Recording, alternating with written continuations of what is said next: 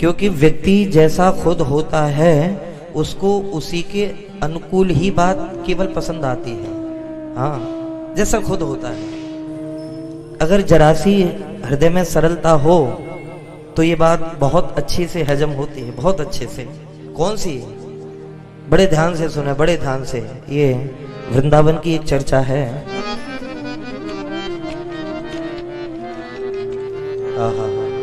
वृंदावन की चर्चा। एक महात्मा रहते थे वृंदावन में, और वो महात्मा जब भी जिस गली कूचे मोहल्ले से निकलते, लोग उनको देख करके कहते, अरे जज साहब आ रहे हैं, जज साहब आ रहे हैं, जज साहब आ रहे हैं। कई लोगों ने सुना तो बड़ा अचंभा हुआ। एक महात्मा से जाकर के किसी ने पूछा, बोले भैया इनको जज साहब क्यों कहते हैं? ये जो महात्मा हैं इनको जज साहब क्यों कहते हैं? तो उस महात्मा ने बताया, बोले भैया इनको जज साहब इसलिए कहते हैं, दक्षिण भारत में एक कोई छोटा सा गांव था, साउथ इंडिया में दक्षिण भारत में एक छोटा सा गांव था। वहां की लोक अदालत में ये जज हुआ करते थे, जज हुआ करते थे। बड़ी प्यारी बात है, बड़ी प्यारी बात। उस गांव में सज्जनों एक व्यक्ति रहता था जिसका नाम था भोले। और याद रखना, नाम उसका भोले नहीं था, काम भोले था। वो वाकई बहुत भोला था, इतना भोला था कि उसका नाम ही भोले पड़ गया, जबकि उसका ओरिजिनल नाम तो कोई नहीं जानता। लोग भोले भोले कहते रहते उससे, भोले भैया ये बात कैसे? तो वो बस एक ही जवाब देता, भैया रघुनाथ जी जाने, मैं तो कुछ नहीं जानता। एक ही बात कहता हमेशा, हाँ हाँ हाँ, भैया रघुनाथ जी जाने, मैं कुछ नहीं जानता। उसकी जुबान पर इसके अलावा कोई दूसरी बात नहीं आती। जहां भी कोई प्रश्नवाचक चिन्ह खड़ा होता, बोले भैया क्या हुआ? बोले भैया रघुनाथ जी जाने, मैं तो कुछ नहीं जानता। यही बात बात पर यही बात कहता। भोले केवट जाति से थे, केवट जाति से, मल्ला। आहा हा हा, संत हृदय थे भोले, बहुत संत हृदय। दो बेटे एक बेटी। आप जानते हैं कि बेटी की जो जात है, गांव में ये भाषा प्रयोग करी जाती है, बोले बेटी की जात बहुत जल्दी बड़ी होती है। बिटिया कब विवाह के योग्य हो जाए पता ही नहीं चलता, ऐसा। भोले भैया ने देखा कि बेटी शादी के योग्य हो गई, शादी के लायक हो गई। बच्चों से जब मीटिंग हुई तो बच्चों ने कहा, बोले पिताजी आप ऐसा करो, गांव में जो जमींदार हैं, पैसे वाले जो हैं, उनसे जाकर के कुछ पैसा उधार ले आओ, हम अपनी बहन की शादी कर देंगे, फिर बाद में कमा कमा करके पाई पाई उसका चुका देंगे। ये मालिक, ये बात जो है यहाँ की नहीं है, यहाँ की है। पाई पाई चुका देंगे हम, भैया रघुनाथ जी जाने। बोले उठ करके आए, जमींदार साहब के पास में गए और जाकर के कहा, जमींदार साहब कुछ पैसे चाहिए, बेटी की शादी करनी है, आपका जो भी ब्याज होगा वो हम देंगे। हमारे बेटे कमा कमा करके आपकी पाई पाई हिसाब बराबर कर देंगे। जमींदार ने पूछा कि कितने पैसे चाहिए? जितने पैसे चाहिए थे वो हिसाब बनाया और दे दिया। अमुक अमुक ब्याज की दर आपकी निश्चित करी जाती है। पैसे भोले भैया को दिए। भोले भैया पैसे लेकर के आए और आकर के धूमधाम से बेटी का विवाह किया। इधर भोले ने जैसे ही बेटी का विवाह किया, इधर बिटिया डोली में बैठ करके विदा हुई, उधर केवट ने, भोले ने घर छोड़ दिया। घर छोड़ दिया। गांव में ही एक रघुनाथ जी का मंदिर था, राम जी का मंदिर था, रघुनाथ मंदिर नाम से ही।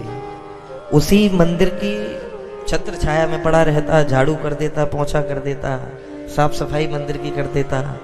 कोई भी व्यक्ति पूछता, क्यों भैया? बोले भैया कैसे हो? बोले रघुनाथ जी जाने। मैं तो कुछ नहीं जानता, रघुनाथ जी जाने। बस एक ही बात, बच्चे सज्जनों लायक हुए, संपन्न हुए, पैसा कमाया, और जब पैसा बच्चों ने कमाया तो अपने पिता केवट को ला करके वो पैसा दिया और कहा, पिताजी आप जाओ और जाकर के उन जमींदार साहब का पूरा पूरा हिसाब करके आओ। काफी दिन हो गए। बोले भैया पैसे लेकर के गए और जाकर के कहा, जमींदार साहब आपके वो जो पैसे थे वो आप हिसाब लगा दो, कितने हुए आपके। हिसाब लगाया, पूरा जो भी ब्याज उनका बना वो दिया, पर्ची पर उन जमींदार ने लिख दिया। बोले केवट का हिसाब पाई पाई से बराबर बराबर। बोले भैया ये पर्ची पढ़ो, क्या लिखा है इस पे। तो भोले भैया कहते हैं, केवट कहता है, बोले जमींदार साहब रघुनाथ जी जाने, मैं तो कुछ नहीं जानता, अंगूठा टेकूं भैया, मैं बिल्कुल पढ़ा लिखा नहीं, मुझे पढ़ना नहीं आता, मैं नहीं जानता, आपने जो लिखा है अच्छा ही लिखा होगा। जैसे ही सेठ जी हाथ में पर्ची पकड़े थे, सुनकर के पकड़ ही रह गए। जमींदार ने कहा, सीधा साधा आदमी है, क्यों ना इससे दोबारा से वसूल कर लिए जाए, यहां कोई है भी नहीं। इसलिए समझदार व्यक्ति हमेशा पैसा देते लेते समय कोई गारंटर बीच में रखता है। बोले जमींदार के मन में पाप आया, क्यों ना इससे दोबारा वसूल लूं। जमींदार ने कहा, बोले भैया जाओ अंदर, हमारी पत्नी से कहो कि प्यास लगी है, पानी लेकर के आए, फिर पर्ची लेकर चले जाना था। रघुनाथ जी जाने खड़े होकर के अंदर गए। इधर सेठ जी ने और जमींदार ने क्या किया कि वो पर्ची फाड़ूंगा तो देख लेगा, अपनी एक बही में डाल दी उसने वो पर्ची। दूसरी पर्ची पर ऐसे ही चीन बिलियां करके उसने, लो भैया, बोले भैया ये ले जाओ। पर्ची ली, रघुनाथ जी जाने भैया, रघुनाथ जी जाने लाए, और ला करके सज्जनों वो पर्ची उस केवट ने मंदिर में रघुनाथ जी के चरणों में रख दी। वो पर्ची बच्चों से आकर के कहा, बेटा पूरा हिसाब हो गया, बढ़िया, ये पैसे बचे थे तुम ले लो। कुछ दिन व्यतीत हुए, उस जमींदार ने केस खड़ा कर दिया, केस कर दिया, वो केस पहुंच गया अदालत में, और उस अदालत में जो जज थे ये वही महात्मा थे जो वृंदावन में घूमते थे, वही महात्मा जज थे यहाँ पे। वो उन्होंने केस कर दिया कि जज साहब, एक भोले नाम के व्यक्ति ने हमसे इतने इतने रुपए ब्याज की दर से इतना पैसा लिया, हमारा पैसा वापस नहीं कर रहा। वो मंदिर पर संतरी मंत्री भोले को बुलाने के लिए पहुंचे। बोले भैया, हाँ भैया। बोले चलो आपको जज साहब ने बुलाया है। जज साहब ने, क्यों भैया। बोले आपके ऊपर जमींदार साहब ने केस कर दिया है। केस, चलो भैया। बोले भैया चल कर के आए। जमींदार ने कहा, जज साहब यही है भोले, इसने मेरे पैसे खाए, मेरे पैसे नहीं दे रहा। तो भोले ने हाथ जोड़ करके कहा, जज साहब मैंने तो इनका एक एक पाई पाई हिस्सा बराबर कर दिया, पाई पाई हिस्सा बराबर कर दिया। जज साहब ने हंस करके कहा, बोले भैया आपके पास कोई सबूत है क्या, कोई सबूत है क्या। बोले हाँ जज साहब है। क्या है। पर्ची दी थी इनने मुझे, जमींदार साहब ने मुझे पर्ची दी थी। कहाँ है पर्ची। मंदिर में रखी है, लेकर के आओ। बोले भैया वहां से भगे, चरणों में पर्ची रखी थी रघुनाथ जी के, वो पर्ची उठा करके लाए। जज साहब ये पर्ची। जज साहब ने जैसे वो पर्ची देखी तो उसमें तो कुछ था ही नहीं, चिल मिले या ऐसे ही पेन चला हुआ था। जज साहब ने कहा, बोले भैया इसमें तो कुछ भी नहीं है, कुछ भी नहीं लिखा है इसमें। सुनते ही रोने लगा, रोने लगा भोले, केवट रोने लगा। बोले जज साहब मुझे तो इनने यही पर्ची दी थी, यही पर्ची मैं संभाल के रखे हुए था। जैसे ही केवट भैया हा जैसे ही रोने लगे, जज साहब ने कहा, सुनो केवट रो मत। अच्छा एक बात बताओ, एक बात बताओ, तुमने जब जमींदार साहब को पैसा दिया उस समय तुम्हारे और जमींदार के बीच कोई था क्या। तो रो करके भोले भैया कहने लगे, बोले जज साहब, जब मैंने जमींदार साहब को पैसे वापस किए, सत्य कह रहा हूं जज साहब, उस समय मेरे और सेठ जी के बीच में सिवा रघुनाथ जी के दूसरा कोई नहीं था। सिवा रघुनाथ जी के दूसरा कोई नहीं था। जज साहब ने कहा अच्छा ठीक है, रो मत, अब तुम घर जाओ। भोले ये कह करके चले गए। जज साहब को लगा कि गांव में कोई रघुनाथ नाम का व्यक्ति था जो इनका मध्यस्थ था। जज साहब ने रघुनाथ नाम से सम्मन जारी कर दिया कोर्ट से, रघुनाथ हाजिर हों इतनी तारीख को, सम्मन जारी कर दिया। अब संतरी उस सम्मन को लेकर के पूरे गांव में घूमा, बोले भैया रघुनाथ नाम का व्यक्ति कौन है? संयोग की बात, पूरे गांव में कोई रघुनाथ नाम का व्यक्ति नहीं था। एक व्यक्ति ने कहा, बोले भैया रघुनाथ जी का मंदिर तो है। बोले हाँ हाँ वही वही वही, कहां पर है? बोले चले जाओ आगे मोड़ पर है वो मंदिर। आए वो संतरी महोदय, सम्मन हाथ में पकड़े थे, मंदिर की देहली पर पुजारी जी बैठे हुए थे। संतरी ने कहा, महाराज रघुनाथ जी का यही मंदिर है क्या? संतरी कह रहा है कि रघुनाथ नाम के व्यक्ति का ये मंदिर है क्या? पुजारी जी ने कहा, बोले हाँ भैया रघुनाथ जी का यही मंदिर है। पुजारी कह रहे हैं कि रघुनाथ भगवान का यही मंदिर है। दोनों में गलतफहमी। बोले लो, आपके नाम से सम्मन आया है, अदालत में पहुंचना है फलानी फलानी तारीख को। पुजारी जी ने जैसे ही वो सम्मन पकड़ा, सम्मन पढ़ा कि रघुनाथ हाजिर हों इतनी तारीख को, पुजारी जी का हृदय भर आया। बोले ठाकुर जी, जब आपने सम्मन यहां तक मंगाई लिया है, आपके नाम से सम्मन यहां तक आ गया है, तो सिग्नेचर हम करे देते हैं, साइन हम करे देते हैं। सिग्नेचर कर दिए पुजारी जी ने। उस संतरी को लगा कि यही रघुनाथ नाम के व्यक्ति होंगे, चलो काम हो गया। बोले भैया समय पर आ जाना। संतरी सम्मन दे करके चला आया। शाम के समय भोले भैया जब लौटे मंदिर में, तो पुजारी जी ने कहा, क्यों रे, तूने उसमें अदालत में रघुनाथ जी का नाम लिखवा दिया कि वो तेरे मध्यस्थ थे? तो भोले ने हंस करके कहा, पुजारी जी वो तो मेरे ही नहीं, वो हर व्यक्ति के मध्यस्थ हैं, हर व्यक्ति के मध्यस्थ हैं, और वो सब कुछ जानते हैं, उनसे कोई भी चीज नहीं छुपी, सब कुछ जानते हैं वो।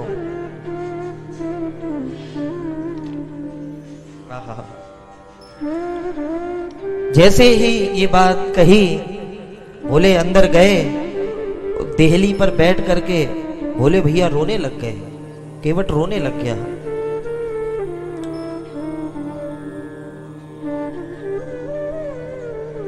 हे प्रभु, या अनाथ की लाज, आज रघुनाथ जी हाथ तुम्हारे। हे रघुनाथ जी, इस दास की जो लाज है वो आप ही के हाथों में है। हरि बिन संकट कौन निवारे। प्रभु आपके सिवा मेरा कौन है, और मुझे भरोसा है आप मेरी सुनोगे। ये कह करके झाड़ू पोंछा में केवट तो लग गया। जो तिथि मिली थी उस तिथि को पुजारी जी ने जल्दी से खड़ा किया भोले को। बोले भैया तैयार होकर के जल्दी जाओ, कोर्ट में पहुंचना है। हाँ, नहीं तो गैर जमानती वारंट इशू हो जाएगा, जल्दी जाओ। बोले भैया तैयार हुए और सुबह ही निकल गए। इधर भोले भैया तो निकल गए, पुजारी जी ने स्नान ध्यान करके ठाकुर जी के पट खोले, स्नान कराया, और स्नान करा करके हाथ जोड़ करके पुजारी जी बैठ गए। कहने लगे, रघुनाथ जी ये श्वेतांबरी है, ये पीतांबरी, ये नीलांबरी है, ये रक्तांबरी, इतने रंग के वस्त्र रखे हैं। किसी भी वस्त्र को पहन करके जाना, लेकिन जाना जरूर, रह मत जाना, क्योंकि नाथ आपके सिवा तो वो किसी को नहीं जानता। पूरी जिंदगी होगी उसी की, रघुनाथ जी जाने, रघुनाथ जी जाने। और यदि आज आप नहीं गए तो यहां भक्त और भगवान का संबंध ही कलंकित नहीं होगा, अपितु भगवान से भरोसा उठ जाएगा लोगों का। ऐसा सीधा भक्त जो पसंद हो उसको पहन करके जाना, लेकिन जाना जरूर, रह मत जाना। गजब की बात, पुजारी जी भी आज ऐसे श्रृंगार कर रहे हैं मानो पुजारी जी को लग रहा है कि आज श्री ठाकुर जी मानो गवाही देने जा रहे हैं। ऐसा अंदर से भाव, मानो हमारे प्रभु आज गवाही देने के लिए जा रहे हैं। अदालत का समय हुआ, अदालत लगी, जज साहब बैठे, जमींदार आ गए, बोले भैया अभी पहुंच गए। जज साहब ने कहा, बोले भैया, हाँ जज साहब, तुम्हारे जो गवाह हैं रघुनाथ जी वो कहाँ है? तो चारों ओर देख करके भोले भैया ने कहा, बोले जज साहब वे तो सब जगह हैं, वे कहाँ नहीं है। जज साहब नहीं समझ पाया कि ये क्या कह रहा है। जज साहब ने कहा तो बुलाओ ना उनको। संतरी को इशारा किया, जाओ आवाज लगाओ। संतरी खड़ा हो गया डंडा लेकर के, रघुनाथ हाजिर हो, रघुनाथ हाजिर हो।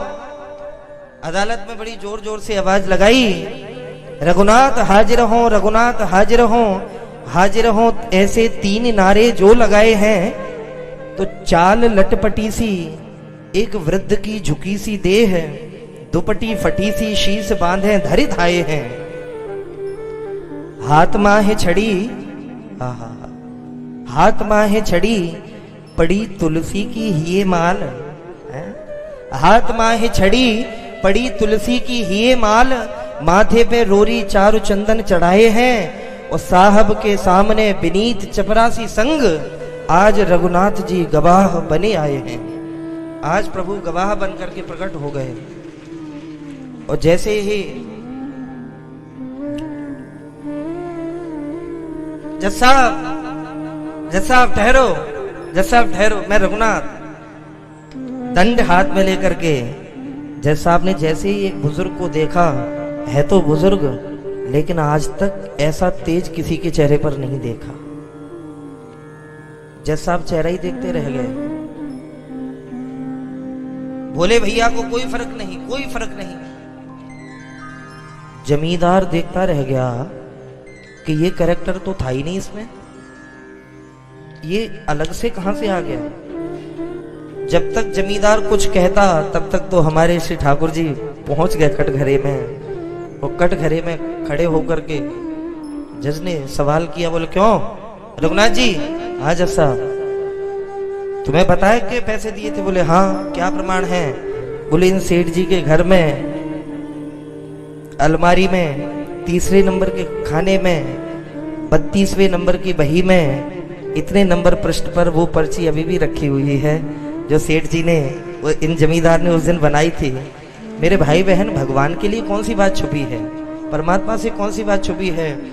सेठ जी को, उनको जमींदार को वहीं रोका, सैनिक भेजे, सैनिकों ने जाकर के देखा तो वो पर्ची वहीं मिली। भोले को बाइज्जत बरी किया, जमींदार को सजा हो गई। लेकिन साहब, जज साहब बैठे रह गए कुर्सी पर। बोले भैया जिंदगी हो गई फैसला सुनाते सुनाते, लेकिन ऐसा गवाह आज तक नहीं देखा। ऐसा गवाह। खड़े हुए कुर्सी से वो गए किसके पास? भोले के पास। भोले जाने लगे, अरे भोले भैया इधर आओ। हाँ जज साहब, एक बात बताओ, ये तुम्हारे रघुनाथ जी कहाँ रहते हैं? भोले ने कहा, जज साहब जहां मैं रहता हूं। अच्छा, तो तुम कहाँ रहते हो? बोले जहां रघुनाथ जी रहते हैं। आहा, भक्त कहाँ? जहां भगवान, और भगवान कहाँ? बोले जहां भक्त। क्या बढ़िया संकेत है। जैसा बोले, ये जिन्होंने मंदिर बनवाया है क्या ये वो थे क्या? भोले कहने लगा, केवट कहने लगा, बोले जज साहब अब आपको कैसे समझाऊं, आप तो पढ़े लिखे हैं। और सच्ची बात है, पढ़े लिखों को समझाना बड़ा मुश्किल है, भगवान की बात है, बड़ा मुश्किल। आपको कैसे समझाऊं? कौन है? जज साहब ने कहा, ये कौन है? तो भोले भैया हंस करके कहते हैं, जज साहब ये कोई और नहीं, ये वो थे जो मंदिर में अंदर बैठे हुए हैं। अंदर जो बैठे हुए हैं ये वो थे। जज साहब ने कहा, नहीं नहीं, ये मजाक मत करो भैया हमसे, ऐसे मजाक मत करो, ऐसा नहीं हो सकता। भोले भैया तो कह करके चले आए, रघुनाथ जी जाने। जज साहब रघुनाथ जी जाने। वो तो चले आए, लेकिन इधर जो है जज परेशान हो गए। ऐसा नहीं हो सकता। गांव में आए और गांव में आकर के सज्जनों, पूरे गांव में वो जज साहब घूमने लगे। बोले भैया, यहाँ रघुनाथ नाम का कोई व्यक्ति है क्या, कोई आदमी है क्या? तो सबने मना कर दिया। बोले जज साहब, रघुनाथ नाम का व्यक्ति नहीं है, रघुनाथ जी का मंदिर है। तो जज साहब के पैर कांपने लगे। मंदिर की ओर चलते समय पैर कांपने लगे, डरते डरते आए। जैसे ही मंदिर में अंदर दर्शन किया, गजब हो गया। आज मूर्ति के रूप में ठाकुर जी का दर्शन नहीं हुआ जज साहब को, आज उसी बुजुर्ग के रूप में अंदर श्री ठाकुर जी का दर्शन प्राप्त हो गया। वही झांकी जो कोर्ट में आई थी, वही बुजुर्ग